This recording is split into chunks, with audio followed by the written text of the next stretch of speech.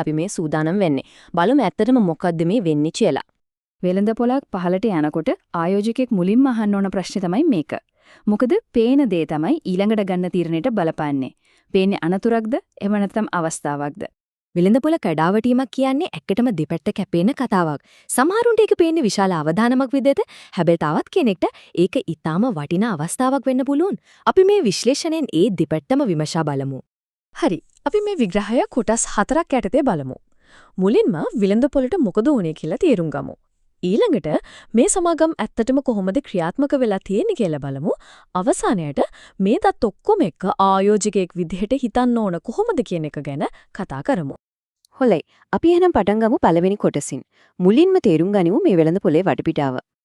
මෙතනදී තේරුම් ගන්න ඕන පළවෙනිම කාරණය තමයි මේ මිල පහලට වැටීම රක්ෂණාංශයට විතරක් වෙච්ච දෙයක් නෙවෙයි. මේක ගෝලීය සිදුවීමක්. නිසා මුළු වෙළඳපොළටම බලපාපු කම්පනයක ප්‍රතිඵලයක්. හරි. වෙළඳපොලේ කම්පැනි පොඩ්ඩක් පැත්තකින් තියමු. දැන් බලමු මේ සමාගම්වල මූලික ක්‍රියාකාරීත්වය ගැන.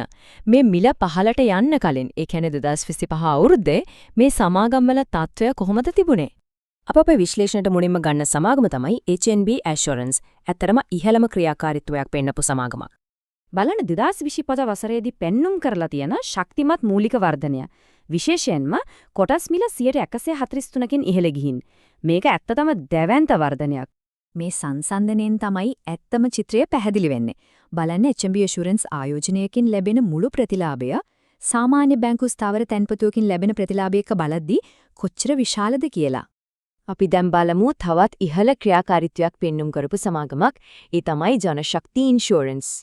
ජනශක්ති සමාගමේ 2025 වසරේ කොටස් මිල වර්ධනය බලන්නකෝ.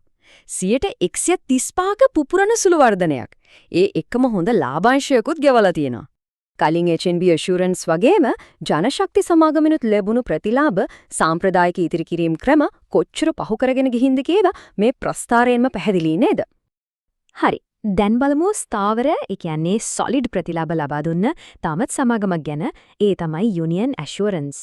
Union Assurance සමාගම 124ක ප්‍රාග්ධන ලාභයක් එක්ක ස්ථාවරව ලාභාංශත් ගෙවලා තියෙනවා.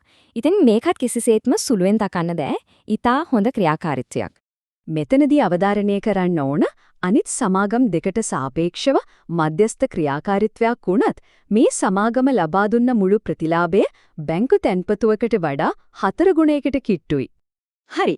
හැබැයි කතාවේ අනිත් පැත්තත් බදන්න එපා. දැන් අපි බලමු මේ අංශයේම අඩු ක්‍රියාකාරීත්වයක් පෙන්නපු සමාගමක් ගැන. මේක වැදගත් සංසන්දනයක්. People's Insurance සමාගමේ දත්ත දිහා බලන්න කොටස් මිල වර්ධනය වෙලා තියෙන්නේ 102ක් වගේ. හරිම පොඩි ගාණකි. ඒ විතරක් නෙමෙයි කිසිම ලාභාංශයක් ගෙවලත් නැහැ. මේ ප්‍රස්තාරය දිහා බැලුවම වෙනස කොච්චරද කියලා හොඳටම පේනවා. කොටසකින් ලැබුණු ප්‍රතිලාභය ආරක්ෂිත බැංකු තැන්පතුවකින් ලැබෙන ප්‍රතිලාභයටත් වඩා සෑහෙන්න අඩුයි. People's Insurance සමාගමේ 2025 ක්‍රියාකාරීත්වය ගැන සාරාංශගත කරන්න මූලාශ්‍ර විශ්ලේෂණයේ තිබුණු මේ වචන ටික හොඳටම ප්‍රමාණවත්. ඉතින් දැන් ලොකු ප්‍රශ්නයක් තියෙනවා. ගොඩක් සමාගම්වල මූලික ක්‍රියාකාරීත්වය මෙච්චර ශක්තිමත් නම් ඇයි මෑතකදී ඒ වගේ කොටස් මිල පහළට වැටුනේ? අපි බලමු සිදුවීම් පෙළ ගැහුනේ කොහොමද කියලා.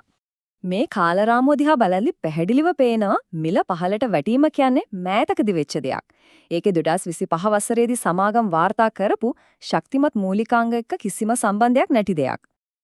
ඉතින් මේ ඔක්කොම දැක්කම තේරෙන්න තීරණාත්මක කාරණය තමයි මෙවැනි අවස්ථාවකදී කොහොමද ප්‍රතිචාර දක්වන්න ඕන කියන එක. මේක තමයි මේ විශ්ලේෂණයෙන් ගන්න පුළුවන් ප්‍රධාන පාඩම. සාරාංශගත කළ මූලික උපාය මාර්ගය මේකයි. මුලින්ම වෙළඳපොළ පුරා කඩාවැටීමක් වෙද්දී කලබල වෙන්න එපා. ඒ වෙනුවට සමාගම්වල මූලික දත්ත, ඒ කියන්නේ ෆන්ඩමෙන්ටල්ස් විශ්ලේෂණය කරන්න. මිර වෙනස් වෙන ඇත්ත හේතුව හොයාගන්න. එතකොට හොඳ සමාගම් වටාම් මිලට ගන්න පුළුවන් අවස්ථා හඳුනා ගන්න පුළුවන්. අවසාන වශයෙන් මේ ප්‍රශ්නේ ගැන හිතන්න.